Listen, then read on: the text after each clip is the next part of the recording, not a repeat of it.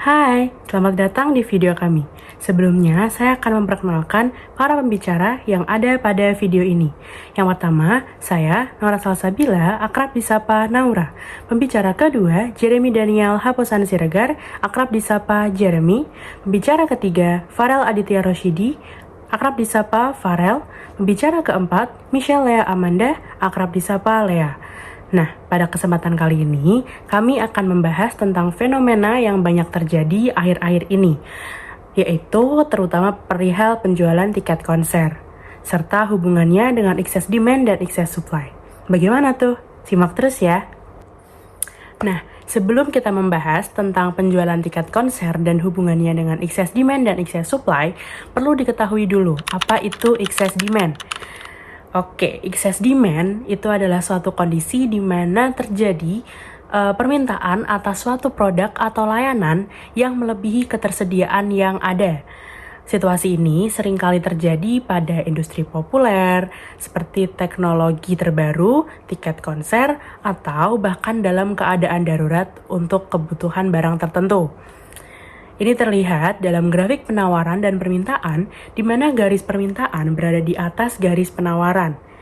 Excess demand sendiri bisa menyebabkan beberapa hal seperti antrian panjang, ketidakpuasan dari pelanggan, dan kadang-kadang peningkatan harga secara drastis, bahkan juga memicu orang-orang untuk melakukan penipuan. Dalam keadaan ini, harga barang atau layanan bisa naik tinggi karena permintaan menciptakan kesenjangan antara yang mampu dan tidak mampu membeli. Pada akhirnya, excess demand bisa menjadi tanda baik bagi para produsen. Namun, di satu sisi juga bisa menyebabkan ketidakseimbangan dan kesulitan bagi konsumen. Seperti salah satu hal yang terjadi pada tahun ini, baru-baru saja belakangan ini, yaitu tentang peluncuran iPhone 15 oleh Apple yang dinanti-nanti dan disambut baik oleh pelanggan. Apple membuka pre-order iPhone 15, namun karena peminat yang melebihi dari jumlah yang disediakan oleh Apple, maka terjadilah pengiriman pesanan yang terlambat hingga kurang lebih 2 bulan. Dan karena keterlambatan tersebut, akhirnya banyak konsumen yang memberikan komplain kepada Apple bahwa pengiriman mereka terlambat. Nah, sebenarnya lebih banyak lagi fenomena-fenomena lain tentang excess demand. Mau tahu bagaimana itu? Simak terus videonya ya, karena akan dijelaskan oleh pemateri-pemateri selanjutnya. Halo semua, selamat siang, pagi, ataupun malam, tergantung tempat kalian. Seperti saya jelaskan oleh teman saya sebelumnya mengenai apa itu excess demand. Sekarang saya akan memberitahu kalian contoh dari kasus excess demand yang pernah terjadi. Pertama-tama, izinkan saya memperkenalkan diri. Nama saya Jeremy Daniel Haposan Siregar dengan NRP 5026 231218. Saya berasal dari Institut Teknologi 10 November dari Prodi Sistem Informasi. Pertama-tama, apa sih contoh kasus excess demand atau kelebihan permintaan yang pernah terjadi? Nggak usah jauh-jauh, kita ambil dari kasus COVID-19 yang baru-baru ini terjadi. Pandemi COVID-19 telah mengubah kehidupan kita, termasuk cara kita berpikir tentang keamanan dan kesehatan. Salah satu perubahan terbesar yang terjadi adalah lonjakan permintaan terhadap masker wajah. Saya akan mencoba menguraikan faktor-faktor kompleks di balik fenomena ini dan bagaimana bisnis di seluruh dunia meresponnya.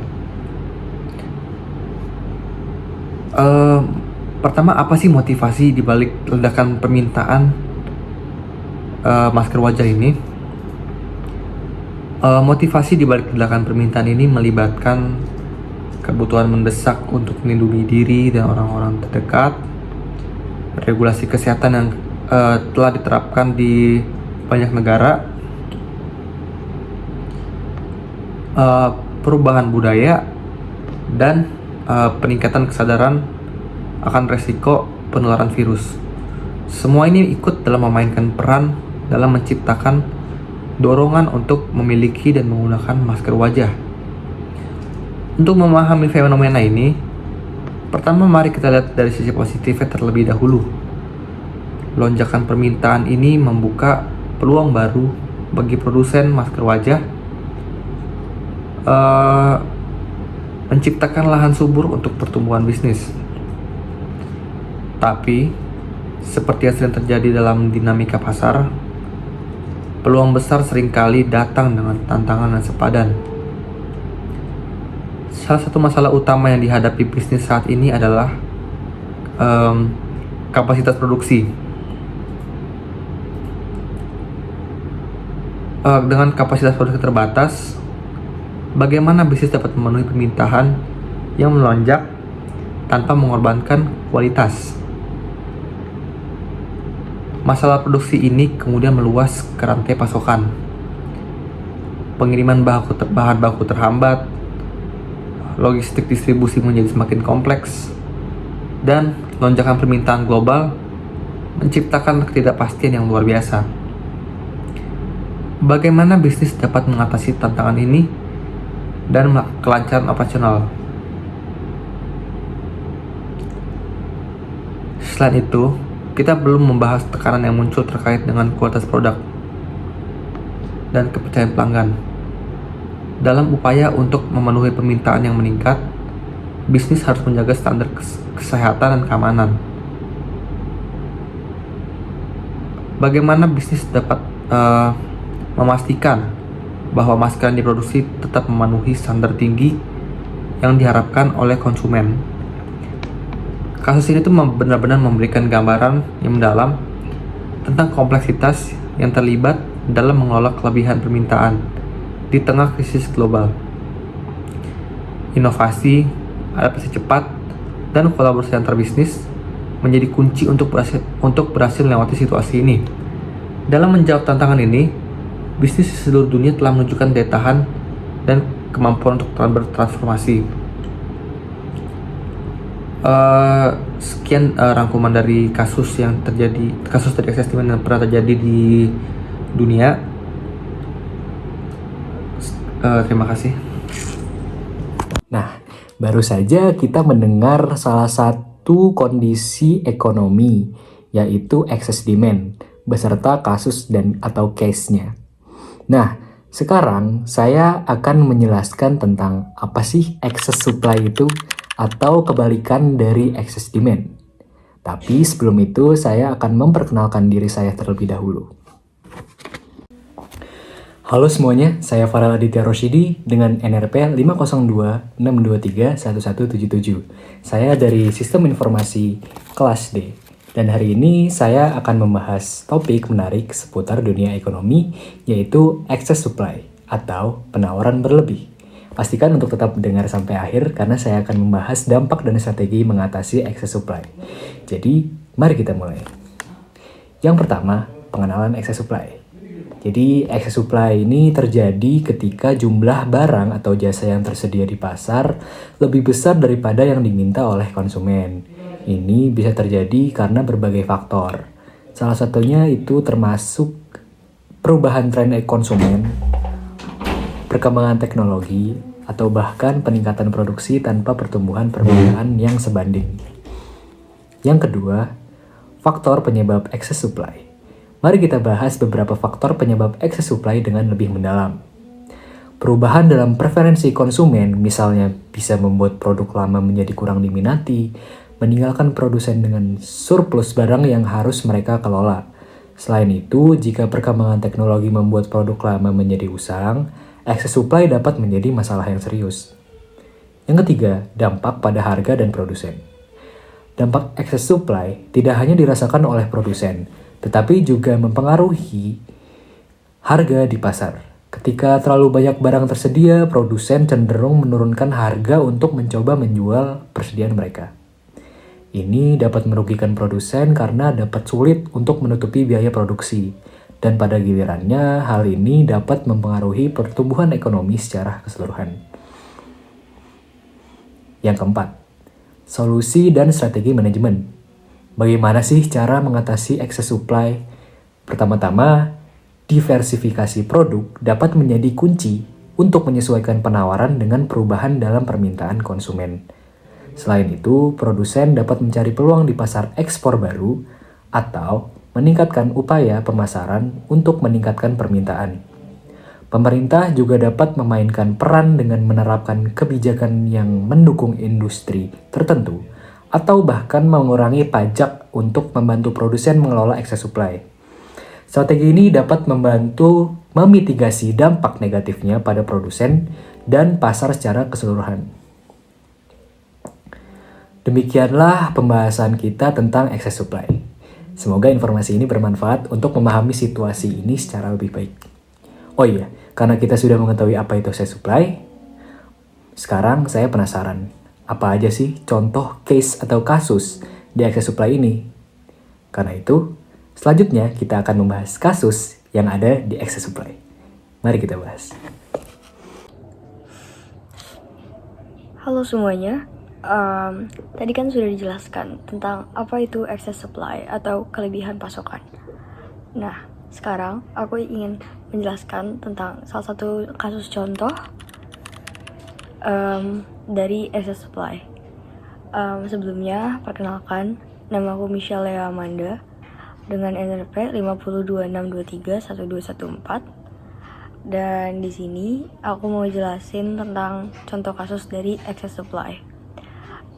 Masih ingat nggak waktu tahun 2020 pada awal-awal pandemi sempat ada tren booming bersepeda yang dimana orang-orang berbondong-bondong untuk membeli sepeda, khususnya sepeda lipat, dan melakukan kegiatan bersepeda. Saat itu bersepeda sangat booming karena bersepeda merupakan salah satu olahraga yang aman dilakukan dengan sambil berjaga jarak, dan juga dengan bersepeda orang-orang bisa keluar rumah dan melakukan olahraga bersama tanpa harus khawatir tertular virus COVID-19. Nah, karena saat itu tren bersepeda lagi sangat booming, para produsen mengambil kesempatan tersebut untuk meningkatkan produksi dengan menambah jumlah karyawan, juga meningkatkan jumlah produksi agar banyak sepeda yang jual di pasaran. Nah, namun sayangnya pada pertengahan 2021 tren ini sudah mulai menurun, dan dimana sini sangat merugikan para produsen yang sudah memproduksi banyak sepeda dan menyebabkan banyak sepeda kelebihan supply di pasar daripada permintaan.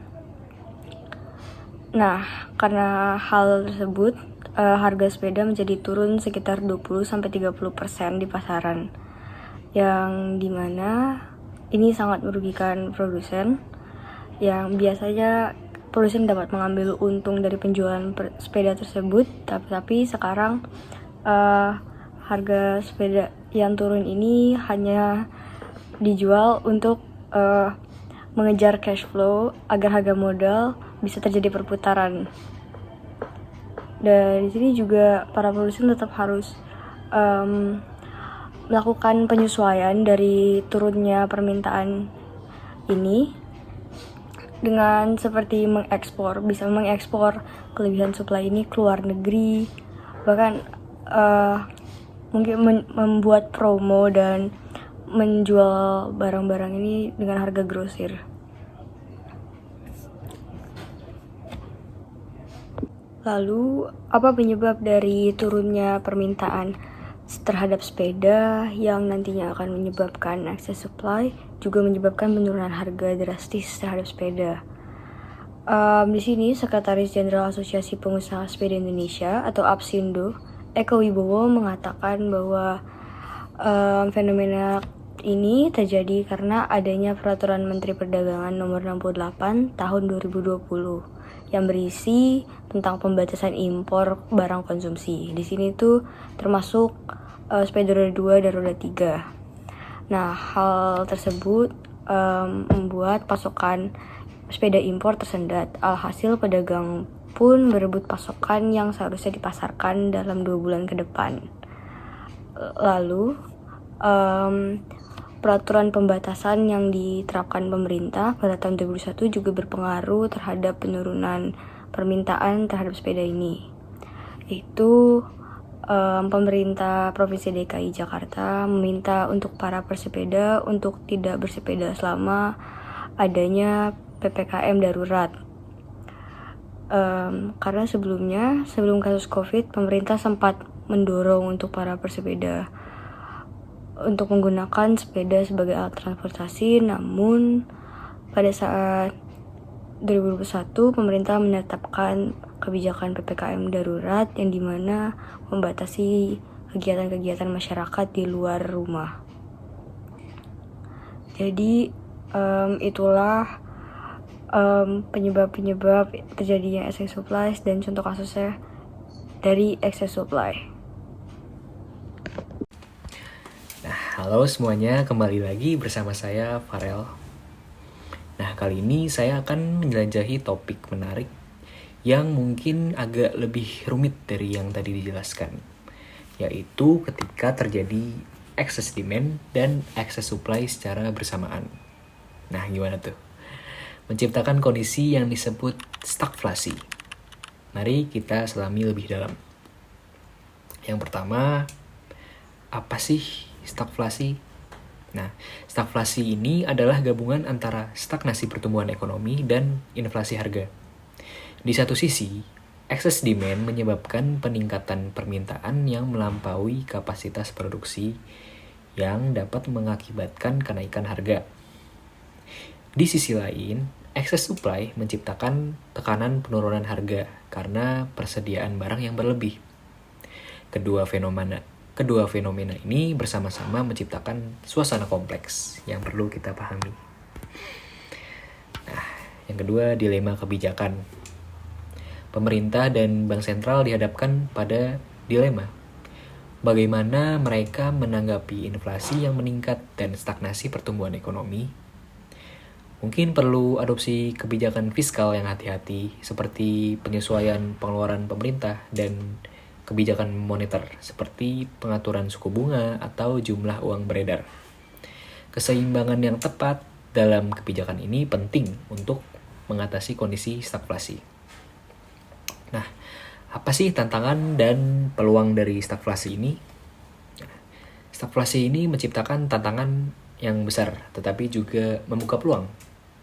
Tantangannya adalah menemukan formula yang tepat untuk merangsang pertumbuhan ekonomi tanpa meningkatkan inflasi secara berlebihan atau menekan pertumbuhan ekonomi terlalu keras untuk mengatasi excess supply. Nah, jadi dalam kondisi excess demand dan excess supply secara bersamaan, kita berada di dunia stagflasi. Ini merupakan tantangan kompleks yang memerlukan keseimbangan hati-hati dari kebijakan ekonomi. Nah, oke. Karena kita telah membahas tadi excess demand dan excess supply, juga kasus-kasus dan atau case-nya. Nah, tadi juga kita udah bahas ketika excess demand dan excess supply terjadi secara bersamaan yang disebut stagflasi. Kali ini saya akan menyimpulkan pembahasan mengenai dua fenomena ekonomi yang tadi kita sering jumpai, yaitu excess demand dan excess supply. Mari kita menjajahi kesimpulan dari kedua situasi ini dan juga membahas kelebihan serta kekurangannya. Nah, yang pertama, kesimpulan excess demand. Pertama-tama, mari kita mengulang tentang excess demand. Situasi ini terjadi ketika permintaan konsumen melebihi penawaran yang tersedia di pasar. Dalam kesimpulan, excess demand dapat menyebabkan kenaikan harga dan menciptakan ketidakseimbangan dalam alokasi sumber daya. Namun, pada sisi positifnya, ini dapat mendorong inovasi dan pertumbuhan ekonomi jika produsen merespon dengan meningkatkan produksi. Nah, yang kedua, kekurangan dan kelebihan excess demand. Kelebihan dari excess demand adalah mendorong pertumbuhan ekonomi dan inovasi. Namun di sisi lain dapat menimbulkan tekanan inflasi dan ketidaksetaraan alokasi sumber daya. Kekurangannya terletak pada potensi overheating ekonomi dan resiko kebijakan moneter yang tidak tepat jika tidak ditangani dengan bijak. Oke, lanjut kita ke kesimpulan excess supply. Sekarang mari kita mengulang excess supply. Excess supply ini terjadi ketika jumlah barang atau jasa yang ditawarkan di pasar melebihi permintaan konsumen. Kesimpulannya, excess supply dapat menyebabkan penurunan harga dan merugikan produsen karena kesulitan menutupi biaya produksi. Namun, hal ini juga memberikan konsumen lebih banyak pilihan dan dapat membuka peluang untuk ekspor. Nah, lanjut, kelebihan dan kekurangan excess supply. Kelebihan dari excess supply termasuk peluang harga yang lebih rendah bagi konsumen dan dorongan untuk mencari pasar ekspor. Akan tetapi, produsen mungkin menghadapi kerugian finansial tentunya dan kesulitan menjual persediaan mereka. Kekurangannya adalah dapat menciptakan ketidakstabilan ekonomi dan menurunkan motivasi produsen. Jadi, in conclusion, baik excess demand maupun excess supply, mereka memiliki konsekuensi yang perlu dipertimbangkan. Kelebihan dan kekurangan keduanya membawa dampak yang signifikan terhadap ekonomi. Penting untuk diingat bahwa keseimbangan antara penawaran dan permintaan memiliki peran yang krusial dalam menjaga stabilitas dan pertumbuhan ekonomi yang berkelanjutan. Nah, terima kasih telah mendengarkan video podcast kita pada hari ini dan sampai jumpa di video-video selanjutnya. Terima kasih. Nah, sekarang kita sudah tahu kan kenapa harga bisa tiba-tiba naik, juga bisa tiba-tiba turun, tergantung dari permintaan pasar. Nah, sekian saja dari kami semua. Mohon maaf bila ada salah kata-kata, dan semoga bermanfaat. Dadah.